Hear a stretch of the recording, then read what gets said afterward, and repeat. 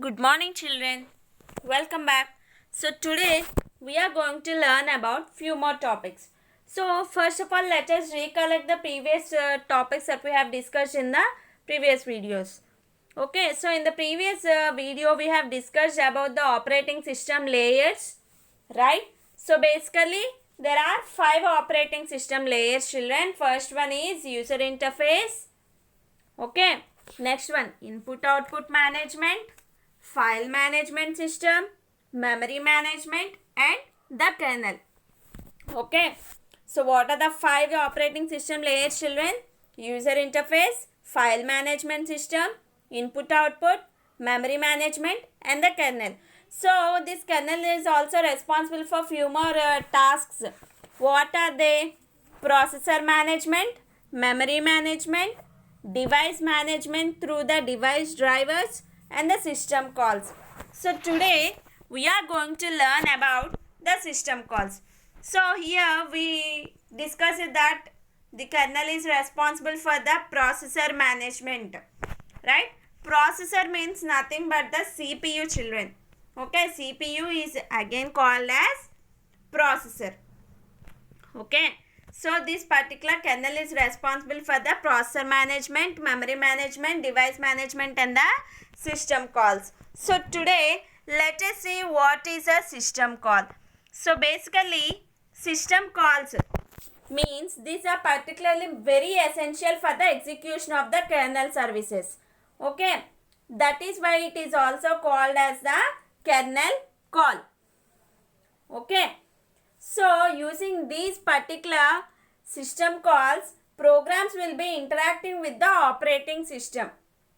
Okay, what happens? Using these particular system calls only, programs will be interacting with the operating system. So what does this system calls do? Basically it is a programmatic way, okay, in which a computer program will be requesting a service from the kernel of the operating system, okay, where this particular program will be executed. What happens, children? Basically this system calls is what called as a kernel call, is a programmatic way in which the computer program requests a service from the kernel of the operating system where it is being executed. Okay, so all the programs, whatever programs needs the resources, must use this particular system calls. Okay, so see, there are few certain services that are provided by the system calls. So let us see what are those services. First one is the process creation and the management. Okay, process creation means what, children? Nothing but a particular task. Okay, if there is any particular task, it should be following a process. So that particular process creation and management also will be responsible by the system calls. Okay, and the next one is main memory management. Next one, file access, directory, and file system management, device handling, protection, and networking. So these all are the several services through which the system calls are involved. Okay, or else these are all the services that are provided by the system calls. Okay, children, file access means what? If the user is able to do anything on the file, then it is what called as the access. Access means to do, that means we are having the permission to either to modify the file or else delete the file, whatever it may be. That is what called as the access. Access means what? Permission. Okay. Directory means you people will be seeing that there will be different drives like C drive, D drive, E drive in the computer system, right? Those are also called as directories. Okay. Next, protection. Protection means security. Okay. And next, networking. Networking means related to the internet. Okay. So next. So now let us see different types of system calls. First one, process control, which is used to end, abort, create, terminate, allocate, and free the memory. End, abort, terminate. These three are the same, but there will be a slight difference. Okay, you already know the meaning of create. Allocate means what? To provide. Okay, and free memory, that means if any memory there is any data that is not of use, it can be deleted. No, that means freeing the memory, right? Next one, file management, which is used to create, open, close, delete and read the file, etc. So you all know the meaning of this: create, open, close, delete and read the file, right? Next one is device management, and the next one is information maintenance and communication. You already know information maintenance means we should provide that particular security so that the whatever information is present in the computer system will not be damaged or lost. Clear? Next, different types of kernels. So basically there are 5 types of kernels, children. First one is monolithic kernels, micro kernels, hybrid kernels, nano kernels and exokernels, right? So now let us see each of them individually in brief. Okay, first one, monolithic kernels. So basically in this particular kernel, what happens? Operating system will be providing the services along the main kernel. That means this particular kernel will be present in the main memory. So what happens? Presenting in the main memory only, operating system will be providing the services from that particular same area. Clear, children? So this provides a powerful and rich hardware access. Access means what? Permission, right? That means operating system where it is present in the main memory, from that particular position only it will be providing several services what can be done, okay, without any problem. So that is why this will be providing a powerful and rich hardware access. Access means permission. Clear? Next one, microkernels. So this type of kernel uses simple abstraction over hardware that use system calls to implement minimum operating system services. So what happens? This type of kernels will be providing simple way, children, so that whatever hardware is present that can use this particular system calls to implement several tasks.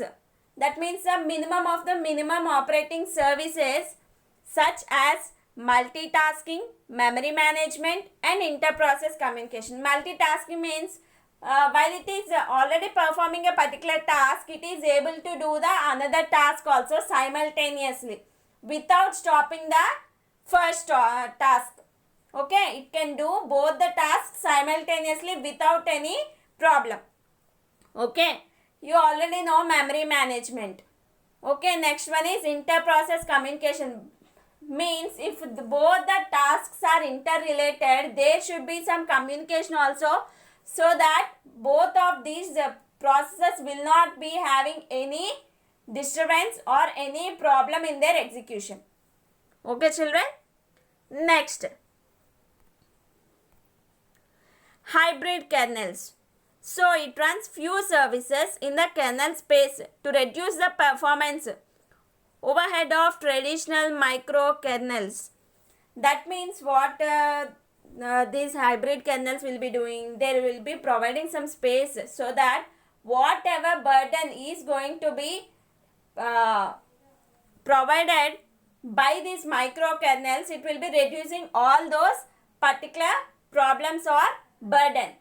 Okay, so that the performance may not be reduced. Okay. Next, nanokernels. Nanokernels means what? Basically, it simplifies the memory requirement by entrusting the services including the basic ones like interrupt controls. So what happens? It will be providing its services without any problem. What happens when any particular process is going on or running, there will be some interrupting or any such alarms. All these may not be interrupting the process that is going already held. Okay children, that means see clearly I will be telling you, interrupt means an problem. Clearly interrupt means what? Disturbance, right? So what does these nanokernels will be doing? Without being affected by these particular interrupts or timers, they will be doing their task. Okay, what is that task? To provide the services without any problem. Okay, next, last but not the least one is exokernels.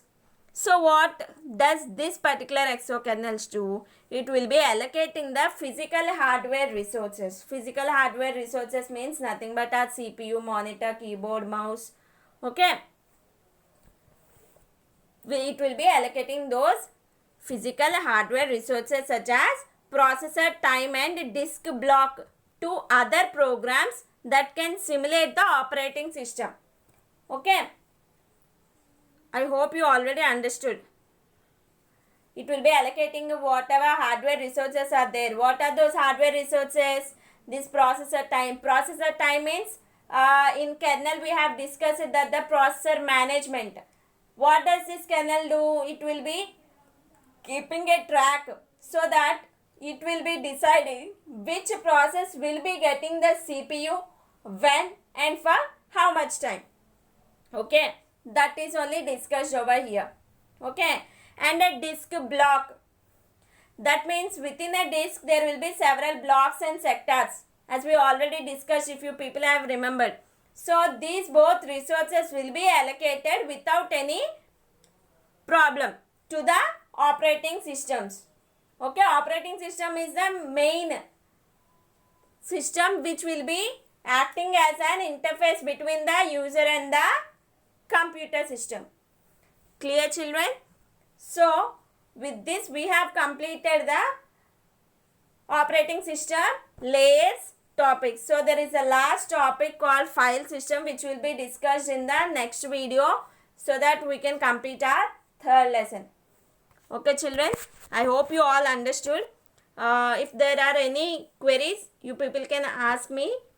Okay, thank you children.